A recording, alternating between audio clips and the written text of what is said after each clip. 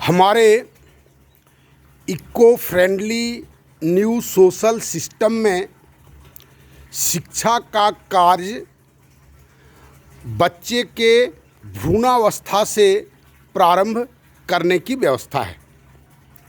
जैसे ही कोई बच्चा माँ के गर्भ में आता है तो डायरेक्ट बच्चे को शिक्षित नहीं किया जा सकता है, बल्कि उसके माँ को या जननी को मेडिकल केयर और कल्चरल केयर में रखा जाएगा। और मेडिकल केयर की व्यवस्था हम पहले भी बताए थे, और ये पाराभौतिक, जिसको कह सकते हैं हम लोग पाराभौतिक ही कह सकते हैं, उसकी चिंता के लिए हम उसको कल्चरली प्रोटेक्शन में रखेंगे। उसे भौतिक चीज़ों की, कोई चीज़ों की आवश्यकता नहीं है।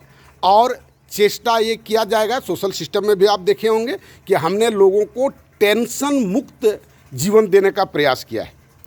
कोई व्यक्ति किसी भी चीज़ के लिए वह तनाव में नहीं रहेगा। जिस चीज़ की आवश्यकता होगी उस विकास केंद्र से उसकी आवश्यकता की पूर्ति होगी। प्रजनन होगा, प्रजनन के बाद वह 4 वर्षों तक माँ के गोद में रहेगा, परिवार के बीच में रहेगा, दादा दादी के बीच में रहेगा। हमारा सोशल सिस्टम में ये ऐसी व्यवस्था है कि सब कोई एक जगह पर रहते हैं, और वह बच्चा 2-3 पीढ़ी के अनुभव या 2-3 पीढ़ी के प्रोटेक्शन में वह बढ़ेगा। 4 वर्ष की अवस्था में वह विद्यालय जाएगा, और उस उम्र का जो विद्यालय होगा वह स्पेशली डिज़ाइंड होगा। वह विद्यालय नहीं होगा, बल्कि वह गार्डन होगा, बगीचा होगा। और उसमें बच्चा जितना अधिक खेल कूद सकता है वह खेलेगा। वहाँ पर कोई पढ़ाई लिखाई, किताब, पेंसिल का कोई बात नहीं है। शिक्षक भी वहाँ पर कम उम्र के शिक्षक रहेंगे जो उन बच्चों के साथ खेल सकें। और उसके साथ एक रहेगा, आपको गैलरी रहेगा, वो पेरेंट्स गैलरी रहेगा। 2 घंटा या 3 घंटा वो पेरेंट्स भी वहाँ रह सकते हैं स्कूल कैंपस में। हमारा रूटीन उस ढंग से सेट होगा, कार्य करने का विधि भी उसी ढंग का है। आप उसमें देखे होंगे सोशल सिस्टम में, हमारा न्यू सोशल सिस्टम का चैनल में। और वो गार्जियन साथ में रहेगा, शिक्षक भी साथ में रहेगा, गार्जियन भी साथ में रहेगा। उसका वहाँ खाने पीने की व्यवस्था, दौड़ने धूपने की व्यवस्था, जितना तरह का खेल कूद में अगर गिर जाए बच्चा तो उसका मेडिकल की व्यवस्था, सारी व्यवस्था वहाँ पर रहेगी। और इस तरह से 2 साल वह समय उसमें व्यतीत करेगा।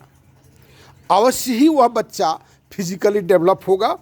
माँ और गुरु में कोई अंतर समझ में नहीं आएगा। माँ, जो माँ है वही गुरु है। वैसे माँ प्रथम गुरु होता ही है, और उस माँ को शिफ्ट करा देते हैं जो हमारा जो प्रोफेशनल गुरु होंगे उसके साथ। अब ये 4 साल 2 साल करने के बाद वह